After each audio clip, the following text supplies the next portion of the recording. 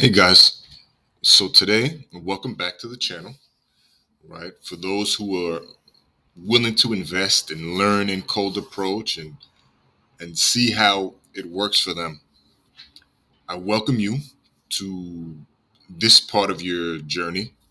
And today we're just going to discuss the most frequently asked questions in cold approach history. So these are questions that always get asked, they always get pointed out. People always find themselves, there's always someone who is asking one of these, right? In some form or fashion, on any forum, on any app, platform, whatever it is, there's always someone. You if you're someone like me who's talking and sharing about cold approach, there's always people pulling up with these questions. So let's go through them because for sure, if you're new to cold approach, you have questions like this. And these are very indicative of what you think as well. So by answering them, we answer these questions and we solve the equation for a lot of people. So let's go over them. Is cold approach manipulative? In essence, no, it is not, right? The thing that I think people think is manipulative is maybe teasing or maybe mixed signals, which is not really manipulative. It's playful, right? You're not aiming to be malicious. You're aiming to be playful. When people think of teasing, it's not. I would say negging is probably the thing that is on people's radars when they think of push pull, mixed signals, teasing, right? And negging is more of a like I don't know if you want to say disrespect, right, to a girl, but negging is not designed to be playful. It's designed to be a poke, right? That is not a that doesn't add to that playful vibe. So a lot of people think that mixed signals, push pull, tease is supposed to be that. It isn't, right? Negging is an old concept. I think that going off on a tangent here, I think that some of Mystery's work has survived and it has done well, is proven to be good, but negging I don't think is important, right? Teasing is, but teasing is playful. So is cold approach manipulative? No, I do not think so. I think that people fall into thinking that, guys fall into thinking that in terms of mixed signals and framing, right? Framing a girl as being horny and desperate if she asks you X question, right? Or she says this, right? But framing, girls do that all the time as well, right? Mixed signals comes from women. Framing comes from women. It's not manipulative. It's quite normal and fun, and it adds to the vibe of the interaction. What is cold approach? So cold approach is basically going up to a woman that you see that you would like to meet and attempting to make her your whatever wife, girlfriend, one day lover, whatever it is, right?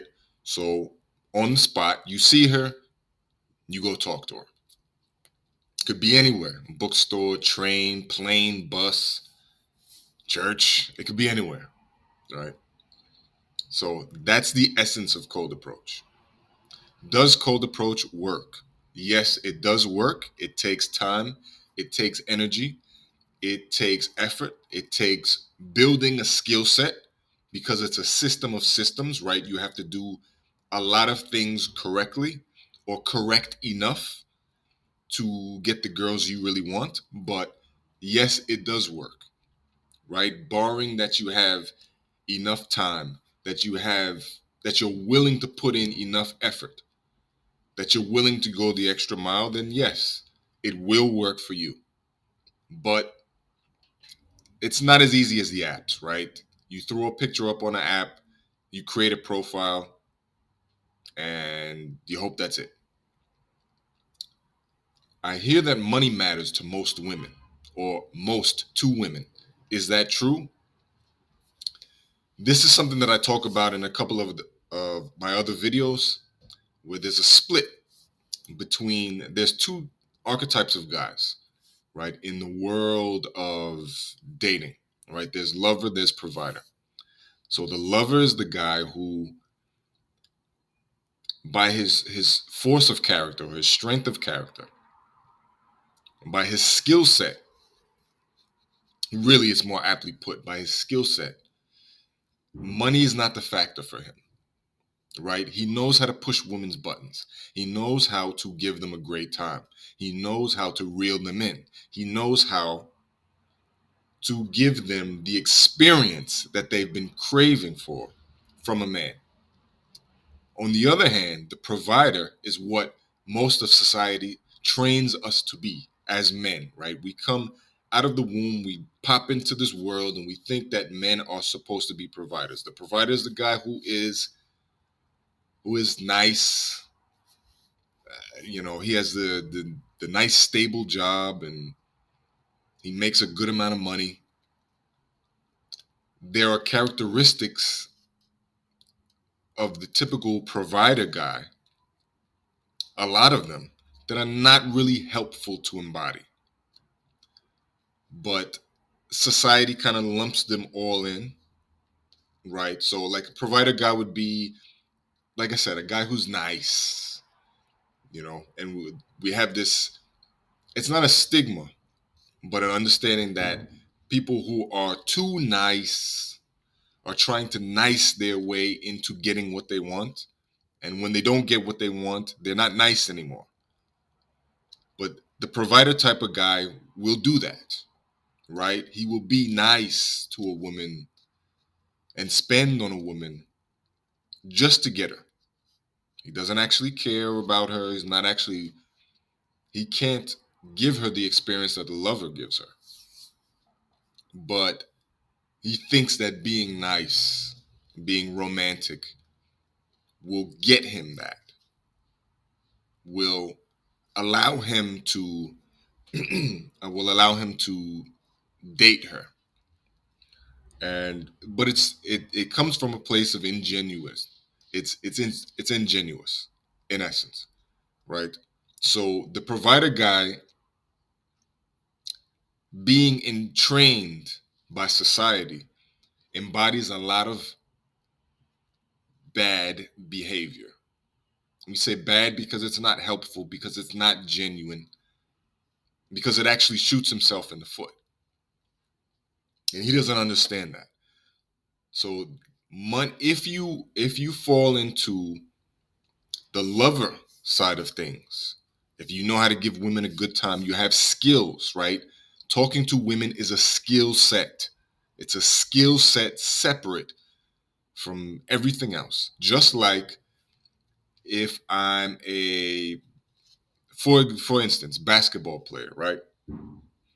A basketball player needs a good gas tank. They need good cardio. But just having good cardio doesn't make you a good basketball player. You need to have handles, right, on the ball. You need to be able to dribble offensively, defensively. You need to be able to shoot and score, right? You need to be able to block your opponents from scoring. You need to be able to react quickly, work well as a team. There are a bunch of things, there are a bunch of skills that tie into that. And so talking to women, cold approach, is a skill in and of itself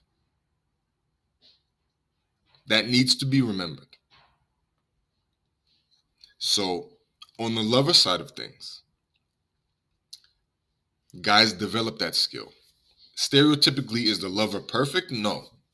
The lover is often self-destructive. If you look at case by case, Don Juan and you know a bunch of other famous lovers throughout history, they very often are self-destructive.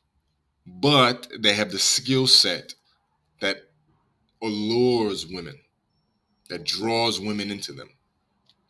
So that's the most important thing. developing the skill set of drawing women into you, because it is a separate skill devoid of everything else. So the next one, I don't want to be a creepy weirdo. How can I approach without that happening? In the beginning, you will be a creepy weirdo because that's the way everything starts out. When you start to ride a bike, you're scraping your knees, you're scraping your face, you're running into poles, you're doing all of the above. And as you get better, that happens less and less and less. There is no way, there is no way for you to hit master without going through the initiate phase. There is no way for you to learn how to ride a bike, per se, without scraping your knee, your elbow, and bumping your head. There's no way to do that. There is no way to approach perfectly without going through the phase where you're approaching awkwardly. There's absolutely no way. Anyone who tells you there is a way is playing you. There's just no way. And you have to be mentally, you have to be spiritually in your core strong enough to go through the awkward phase until it was just a phase, right? It's a thing of the past. You just have to be strong enough to make it through there. That's it. So you can't approach without that happening until you get good. You need to be mentally secure, emotionally, spiritually strong enough to make it through that phase and out into the light to the other side.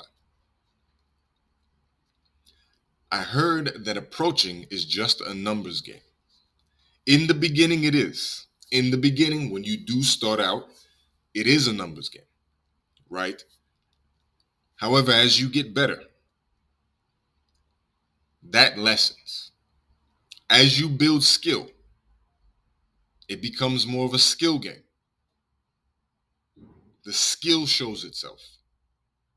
To run around looking for girls, hoping that if I just approach enough girls, something will happen for me, is a losing proposition for anybody past beginner level. Anybody. Running around approaching, if you're keeping the right focus, if you're learning, will do wonders for you because it will allow you the repetition to be able to build that skill set. But it isn't just a numbers game. You should be aiming on building skill. You should be aiming on approaching, conversing, flirting in the best way possible. If you do that, if you're focusing technically on doing things correctly, it will not be a numbers game for you, or should not. I'm an older man, 30 years old and up, because some guys consider that older man. Should I be approaching? Absolutely, you should be approaching because it's actually older men have their head on straight. Older men are a little bit more stable in their self concept, their self identity. They're not so swayed by what other people want and what other people expect from them. So yes, you can actually give being a more solid man, being a more thought out man who's experienced more. You can actually give women, especially younger women, a much better experience in terms of dating, in terms of romance, sex, all of these things, right? Likely you would have had more sexual experience, so it's all good. That helps. Uh, Girls don't think you any less of an older guy for approaching. And actually, I feel like on the average, older men tend to be more confident. So maybe it would be expected. I heard that online dating might be a better bang for your buck. Now, in terms of total output, I think that it's much easier to go about online dating. You set up the right pictures, a good enough profile, and you'll get matches. You'll get dates. The problem is there's an algorithm who's deciding which girls are good for you and which girls are not. So you do not get say in any of that. That's where it differs for me, right? I do not want an algorithm to decide for me which girls I can have and which girls I can't. I wanted to decide that for myself. So if you're a person who wants to take your dating life into your own hands, then online dating is probably not for you. If you're a person who doesn't care about that, if you're a person who is very limited on time or perceives they're very limited on time, if you're a person who values quick and efficient over the long haul of you learning a skill, then I would say online. Go online, try those apps. But if you're not, if you're like me, if you're a self starter, if you'd rather learn, if you'd rather, as I said before, take your dating life into your own hands, if you'd rather learn and grow, success and failure, have success and failure ride on what you do and say and think, how you behave, then cold approach is for you, right? Cold approach is not for everyone. It's not for everyone. I don't think every guy should be cold approaching. It's not for everyone. Some guys just do not have the temperament for it, and they're not willing to learn. They're not willing to grow. They're not willing to change. They're not willing to take a couple lumps and learn something. They're just not willing to do that. So, guys like that, guys who don't have time or don't want to give time to it, guys like that, it's not for. It isn't for. It's not for everyone. Remember that. Always remember that. I can't meet the type of girls I like anywhere. Will cold approach change that? Absolutely, it will change that. Your choice, as said before on the online dating bit, your choice is in your hands. It's about how good you are. You see a girl, you can go and make it happen to the best of your ability. You don't need to wait for an introduction. You don't need to wait for an algorithm to help you out. You can go do that. And you can go see what you can do, right? You can go meet her. You don't have to wait. It will absolutely change your life in terms of that. I heard that cold approach is about being something you're not and lacking authenticity. How can I avoid that?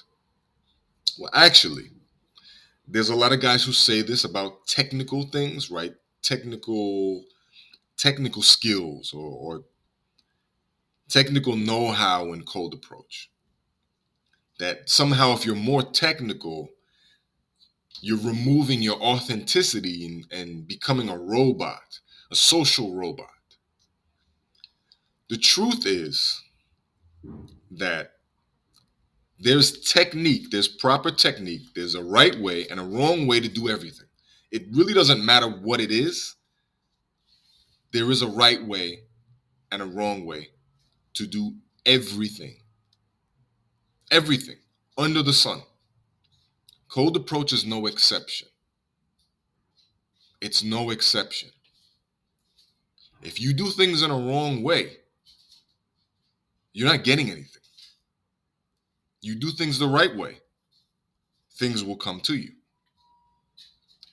So people get hung up thinking that technicality will make them a robot. They'll lose their personality to scripts and routines, etc. It actually does the opposite. Once you know how to do things the correct way, the proper way, now you can put your personality in. Now you can push your personality through the filter of the correct technique and make it shine. Let's say mixed signals, for example. Mixed signals is something every cold approacher should be doing, period. But I'm not going to say certain things that you would say. and you're not going to say certain things that I would say. The structure is the same. The structure, right? The foundation of it, the build of it is exactly the same, but we're not going to phrase it the same way. We're not going to word it the same way. We're not going to bring the same energy behind it, right? You might deliver a line and smile and laugh, and I might not, right? There is a difference there. So the difference comes out once you take care of the technical part. You have to know what to do technically, and then you will be able to express yourself. Another example, an off, uh, an example in a different area that I would like to relate to this is that I do music. I'm a rapper, right? When I first started to rap, I I was always myself. If you understand, I always had ideas that I wanted to express, things that I wanted to say, a way that I wanted to come across. But because I could not rap literally, because I was a newbie and I had no skill, I was frustrated and it stopped me from expressing myself because I had no framework to express myself correctly in. I didn't know how to rap. I didn't know how to rhyme. I didn't know how to set up lines and bars, right? I didn't know the structure of a verse. I didn't know how to set up rhyming patterns. I didn't know how to come up with a witty punchline. I didn't know how to make metaphors work, right? I knew none of that. That hindered me from expressing myself. It wasn't that I could just express myself off the bat. It didn't work that way. I had to learn proper technique in order to express myself. And the same is true in cold approach. If you're The only thing I would say is if you're a beginner, you don't look too much into technique. Just focus on the basic general technique. But your authenticity and personality should shine through technique.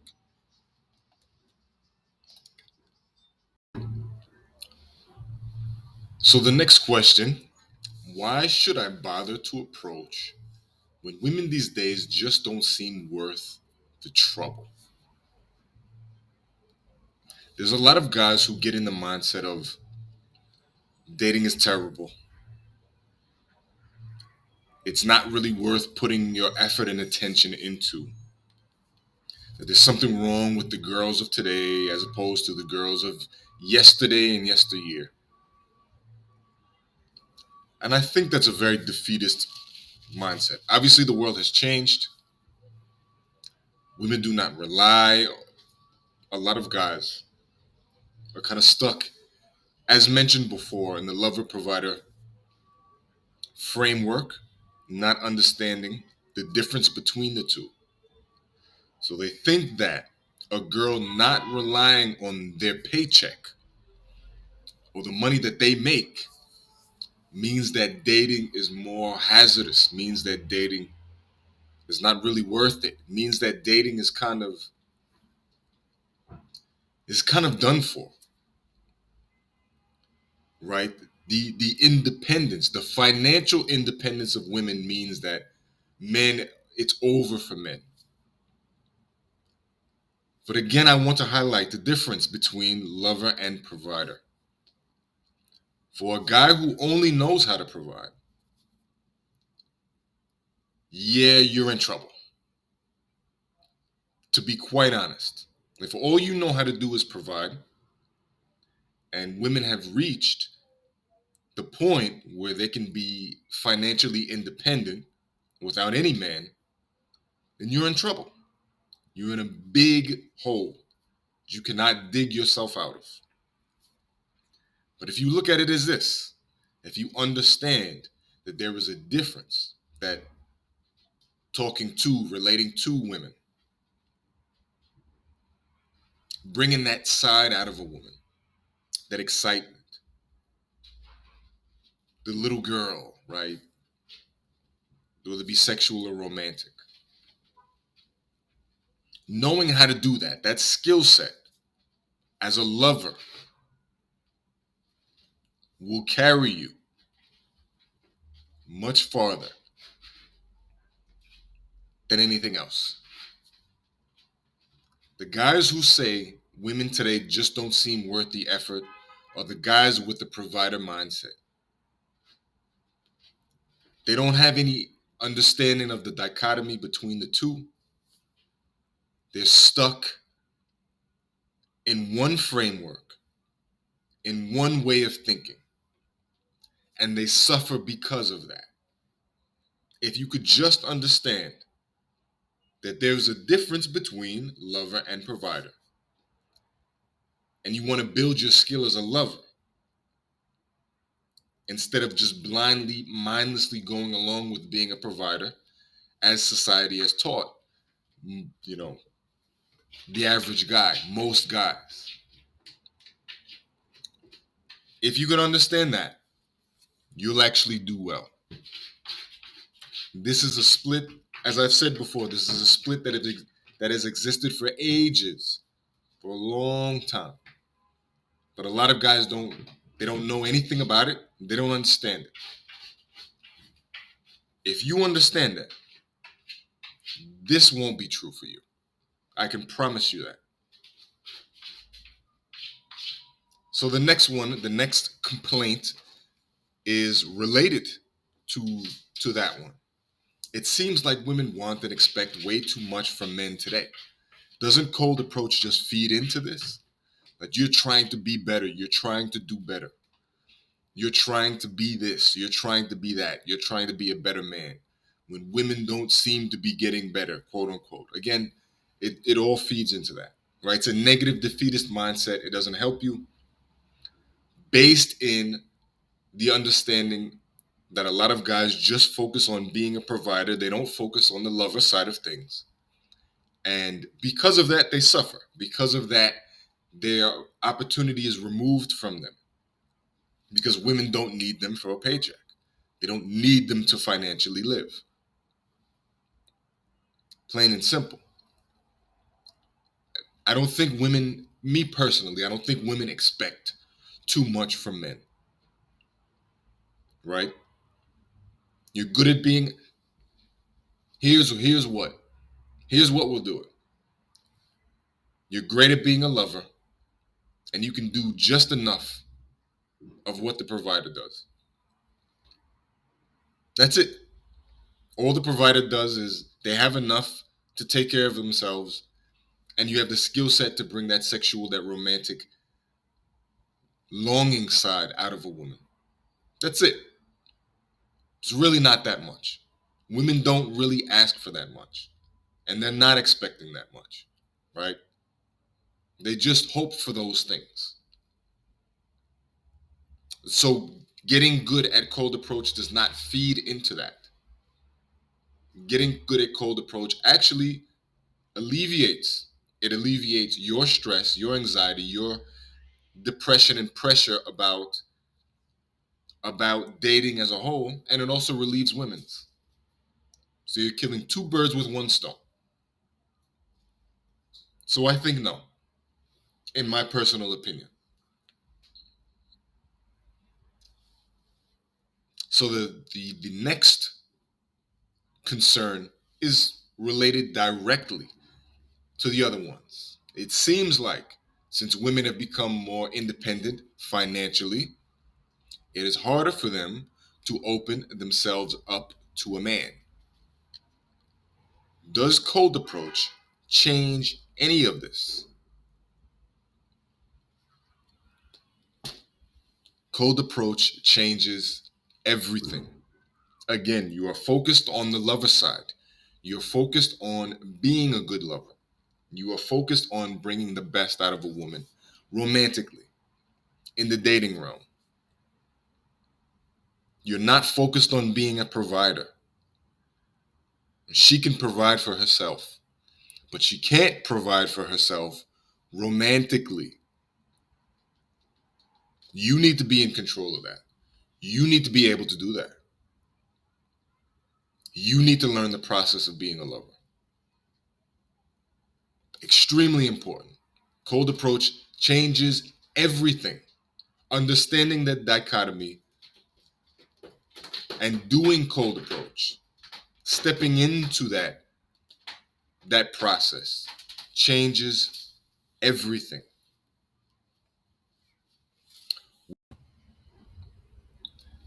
Will my friends and family think I'm strange for approaching random girls? Yes, it's a completely different ballpark because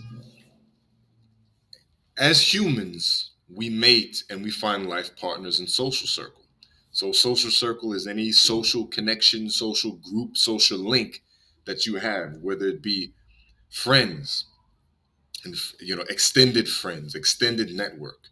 Same with family, friends of family, right? Maybe your cousin introduces you to some girl that he knows from work, right? Or be it a church or a mosque, some religious spiritual organization that you have a tie to, either you directly or someone you know, or your workplace, right? Many people meet and fall in love through work associations. That's how my parents met. So it's how a lot of other parents, a lot of other people's parents, and a lot of other people have met partners.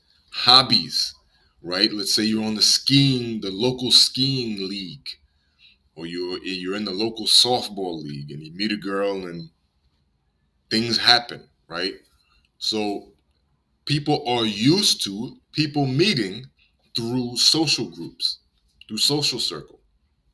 So to meet a random person, which is essentially what you're doing, yes, it can seem strange.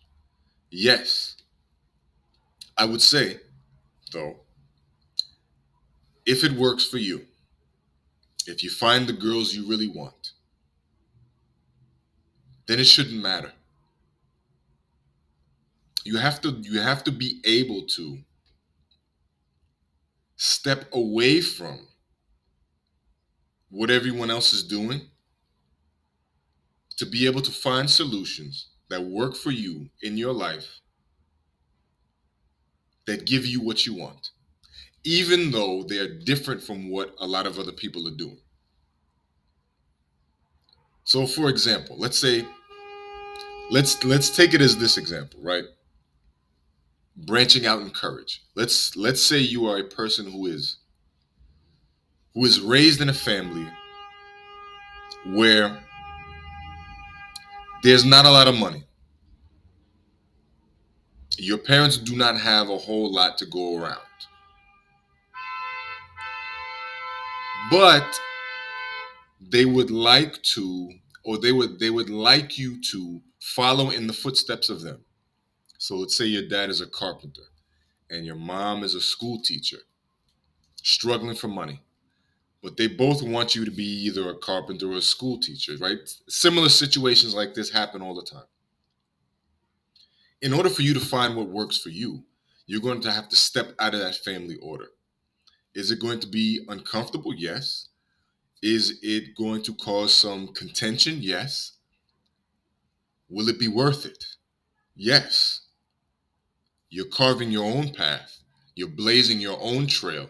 You're becoming your own person. You always want to think, when you step out, are you doing this for a constructive or destructive reason? Overall, doesn't mean you won't get criticism, but is it okay to get criticism if you're moving in a constructive manner overall? Then yes. So yes, you'll just have to deal with that social dissonance, I guess, because people won't understand. They'll be like, well, this meeting this girl here worked for me, or quote unquote worked for them, right? Why wouldn't it work for you? If they don't understand what you're going for, Maybe not even if you explain it to them a couple of times, they still won't understand. They just won't get it, right? Because people see the world in terms of their identity and their beliefs and what they think is possible. And there's there's a whole lot of stuff that goes into whether people understand where someone else is coming from.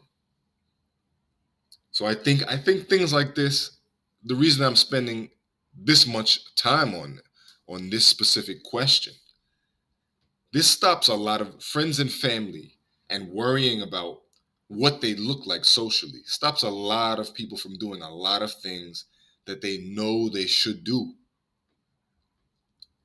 but they're just not strong enough. They're just not willing to take that social criticism, to take those blows, to take those hits. But in order to evolve, in order to step forward, in order to become something other than what you were and what you are currently, you have to be able to do that. You want to get to a point where you're strong enough mentally and emotionally and spiritually where you're willing to stand on what you believe, what works for you, regardless of whether you get applause or accolades or even people halfway understanding. You have to be willing to do that. You have to be willing to stand out on a limb for yourself, for your life, to live your truth. So obviously, this is related to the other question: will other people think it's strange and judge me or try to stop me? Not really, right? If you're talking in terms of live action, right out in the field, very few times that going to happen. I think that's happened to me once, where some random guy came in. I think that's happened to my friend once. Another friend and wing that I know like one time. It's very, very, very unusual for that to happen because it's not life and death, to be honest with you. It's not life and death unless they're worried about, you know, they're worried about street sexual violence and rape and all that other stuff. Understandable, but that's a topic for a completely different thing. And you know, most random guys are not rapists. So, will other people think it's strange? Yeah. Actually, what you will find, honestly, is that people don't care. People do not care. No one's looking at your approach. No one's, if they do, it's a quick glance and they don't give a damn because it has nothing to do with their life. Most people are so focused on themselves, they're not worried about you approaching, right? This is something that actually comes up where guys are afraid of approaching in a place where there seems to be a ton of people watching them, or there's a possibility of a ton of people watching them, or of anybody watching them, right? When that social pressure is on them. But a lot of times that social pressure is really nil because nobody cares. People are so wrapped up in themselves. They're thinking about their job. They're thinking about the fact that they have to pay rent. They're thinking about the fact that their specific partner left them or is about to leave them or they don't have a partner, right? They have very little uh, brain bandwidth, very little RAM up there to bother on you approaching. They might look at it and say, "Oh, well, that's interesting," and then pass back to thinking about whatever the hell they've been thinking about, right? They have no time, none, zero time to worry about what you're doing, which is a very freeing thought. They have zero time and they don't care. They don't care. I would even go so far to say I think this should be added in, right? Because back to the point, one of the questions before, right? I don't want to be a creepy guy giving girls bad experiences, which kind of fits in this, right? You don't want other people judging you, including girls. The truth is, they won't remember. The worst approach you do will be laughed about for a little bit. She might tell a friend, she might laugh about it internally, and she'll forget about it like it never, ever happened. There are incredible approaches and incredible interactions that you will have that girls will completely forget about. Completely. Understand that. Will go right out of their mind. All the details. They'll forget your name, they'll forget your face, they'll forget everything. They might remember one thing you said. So to worry about that is a waste of time, right? To worry about being the creepy guy and being getting judgment, and it's really a waste of time. It's really a waste of time. I'm really averse to rejection and risk. Can I still learn this? Yes, you can still learn this because your aversion is learned, so you can unlearn aversion. You can learn to take risks. You can learn to bet on yourself. You can learn to change your beliefs, to change your feelings. Not easy, but it can be done. It's not easy, it's not automatic. It takes work, but it is absolutely positively possible. You can learn to take calculated small risks and continue stepping in to the unknown in terms of situations. You can build your tolerance up. Excuse me. You can build your tolerance up in that way. So, yes, you can still learn this. You just have to be willing to overcome what you think is you. You think you are, you think the real you is risk averse. You think the real you is someone who is quite intolerant to rejection. But I would implore you, not explore you, I would, I would implore you to explore that belief is really just a belief, for you to really see about that and to see how much better you can become, how much more different you can become by delving in to cold approach. I want to approach, but when I get ready to, I feel too much fear and quit before I do. Is there a way to get past this? The only way through it, the only way to it is through it, right? So you kind of have to put yourself in positions where you slowly overcome your fear, right? Little by little. You can't overdo it, you can't flood yourself with it. Little by little, you're facing your fear, you're confronting it, and you're realizing it's all in your head for the most part. If anything bad happens, it ain't what you thought. It's kind of a joke. So that's the only way to push through that, right? You push through fear little by little until it really has no hold on you anymore. It will always be there. It's kind of like the background noise, right? A hum in the background, the machine humming along. It stays there, but you don't have to react to it. You can respond in other ways. You can do what you plan to do. It doesn't have to stop you, right? People treat fear as a physical barrier.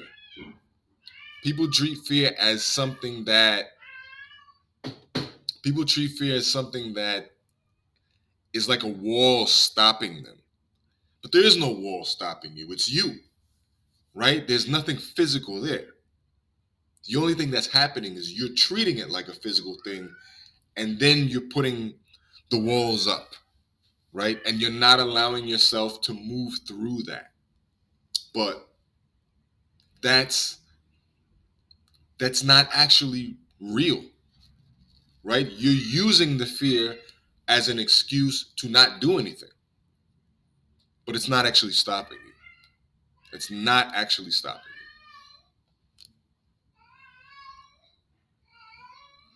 I've done a bunch of approaches and even gotten some numbers,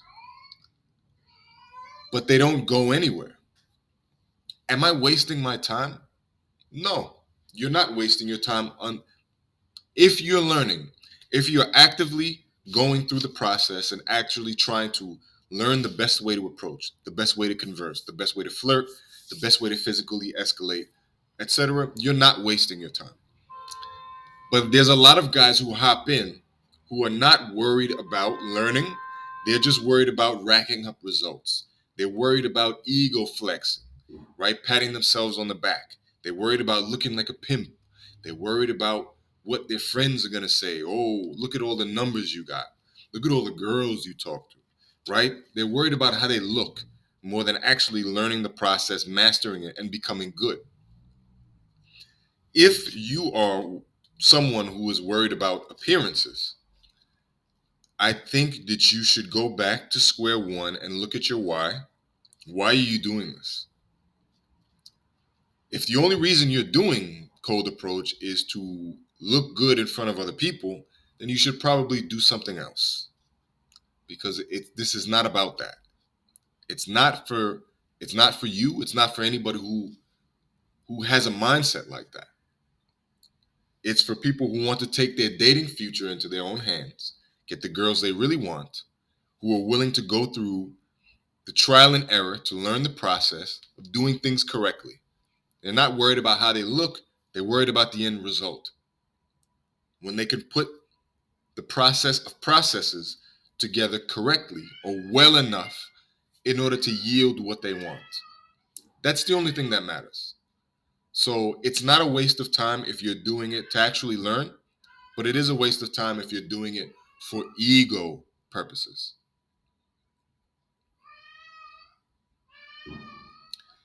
Do I really need a mentor or coach? I see tons of free information all over the internet. Why isn't that good enough? Information is one thing, but to have someone in your corner, behind you, backing you, giving you tidbits of experience, helping you put information into context, because you can only put information into context through experience. If you don't have the requisite experience, then you need someone else's experience so that you can understand how to apply things, right? So let's say physical escalation. You know nothing about physical escalation. You read about it. You have nowhere to start. The information is there, but you have no structure of how to implement it. You don't know how it's supposed to look. You know nothing about it. So it can become a hindrance knowing too much. So you see a lot of guys who absorb all the information that exists on cold approach over the internet. All of it. They read every book, every field report, but they haven't really done anything. Right? So the mentor or the coach is supposed to put information in context with experience and be a guiding force for you behind you to be able to push you in the right direction, to be able to help you in that sense. So that's why mentors and coaches are needed. They're very necessary. You will not, I repeat, you will not make it alone. You will not get from initiate to master in cold approach by yourself. It is impossible to do so. And it goes the same for everything. If you wanted to be a championship tennis player, if you think that you're going to be a championship tennis player being completely self-taught by yourself in your own little bubble, that's ridiculous. It will never happen. Ever. It's never going to happen. Same with business. Same with, I don't care what it is, swimming, basketball. I don't care if it's health and wellness, fitness. I don't care what it is, right? If you have no coach, no mentor, nobody to guide you of any sort, you will fail. There's no other way around it. So cold approach is exactly the same as everything else. Exactly. I heard that anyone selling cold approach training is a scammer. Why should I trust you? Well, you shouldn't trust me. You should check out what I say by your experience and your activity and your action, see if it resonates, see if it makes sense, and then listen to some more, right? I don't ask you to trust me just off the bat or anyone else. You have to take things bit by bit, brick by brick. You see if it makes sense, you see if it works for you. If it does, come back. Plain and simple. Plain and simple. Anyone's anyone who's telling you that anyone selling cold approach training is a scammer is someone who can't see the forest for the trees, right? Or see the forest from the trees. Who is focused on who is overly focused on not getting swindled as opposed to learning. There was a guy on one of the forums that I'm on where he's been going out, some results, not too great, nothing that he's happy with. He wants to buy coaching, not necessarily from me, but from other coaches. And he's scared of being taken, right? Them taking his money and him not learning anything. But this has been going on for like 2 years. That he's sitting there in activity, not paying someone because he's worried about being taken. He's worried about them just collecting the money and leaving. He's stunting himself. The fear of losing money is keeping him in that very same place 2 years later. And if he does not make a move, if he does not go forward and learn, because it's also a process as you involve yourself, envelop yourself in the process of doing what you can in field, just doing what you can. You will It will be easier to tell who is real and who is not. You're going to listen to this guy's words and say, actually, I think he knows what he's talking about because I relate to some of that.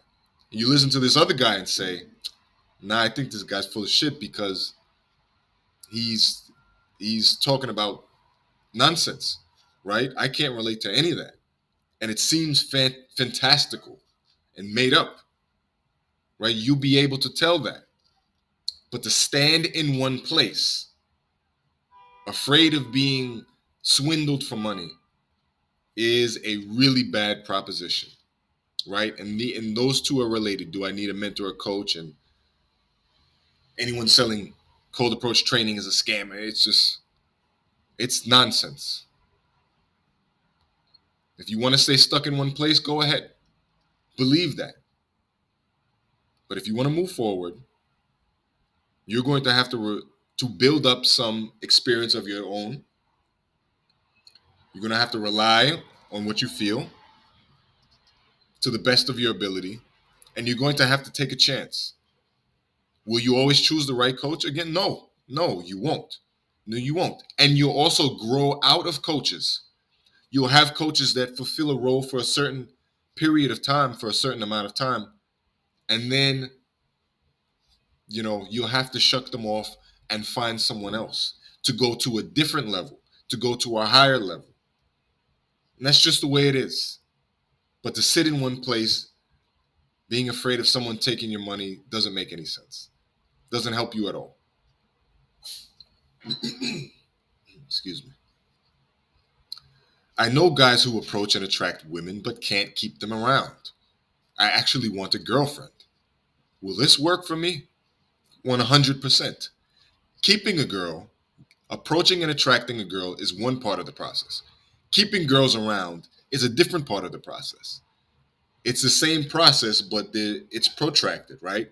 keeping a girl around is on the far end of getting the girl, right? Sex, etc., relationship, expectation management, etc., right?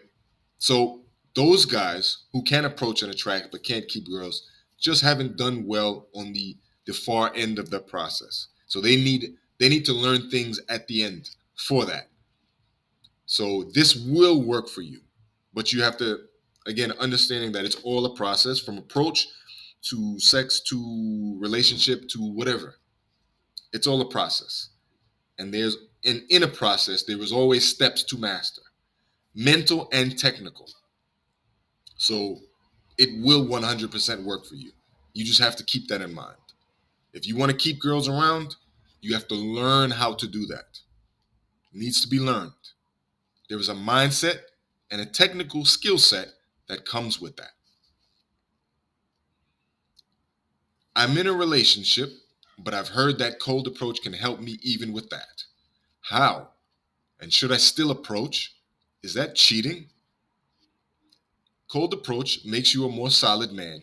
You build up your lover skill set, which helps you keep your girlfriend interested and intrigued, helps stoke her fire, her desire for you.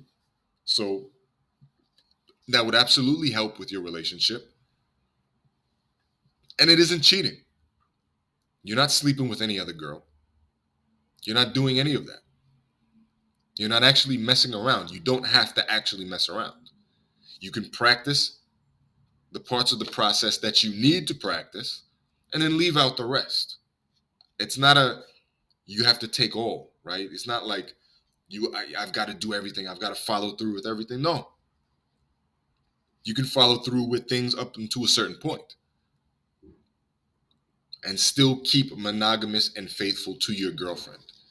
And she probably will thank you for that, for learning how to be a lover. She will probably thank you. I heard that being yourself is the best dating advice. Why can't that just work for me? It goes back to the authenticity thing. There is a right way and a wrong way to do things in cold approach, in dating, seduction, whatever you want to call it. You can express authenticity all you want. If you don't know what to actually do, you're in trouble, right?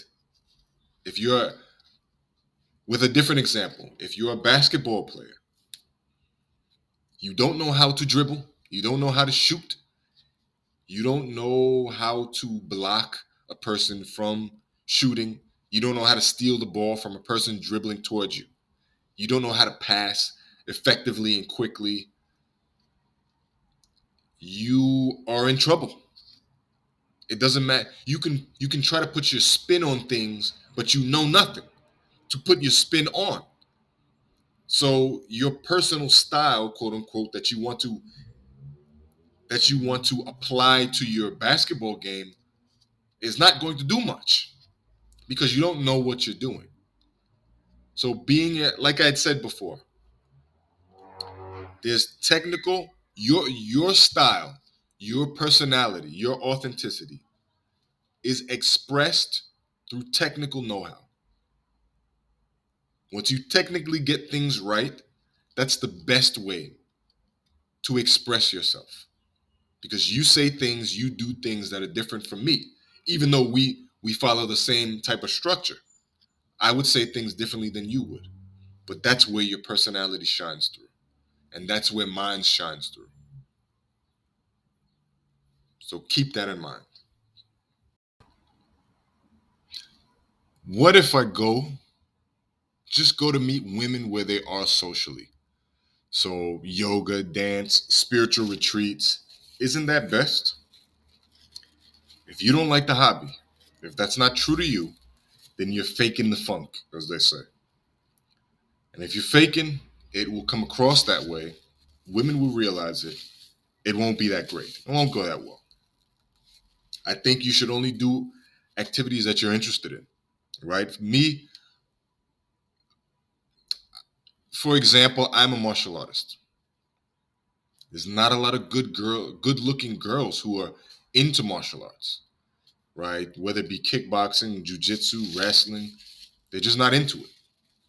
So what the hell would I have to do? I can't meet girls there. On the other hand, I could go to a specific author, like say, let's say a romance author who's having a book signing. There's tons of women there, but I don't read the damn book. I don't know who the woman is. If I go there just to meet women, it's disingenuous. It's inauthentic, right? And it's a waste of time. So to just go somewhere to meet women socially, unless you're interested in the activity, doesn't help. So you have to be interested in it, or else the best way you can do it is approaching. Or if you're lucky enough to have some social circle connections, then you can meet women through there. So this is a long ass list. We've covered a lot of things.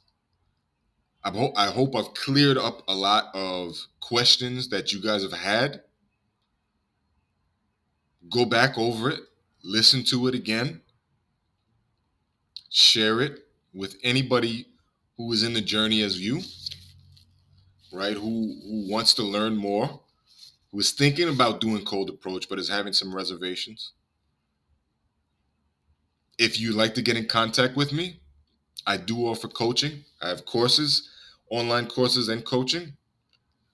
You can send me a comment, send me a message, hit the link down below.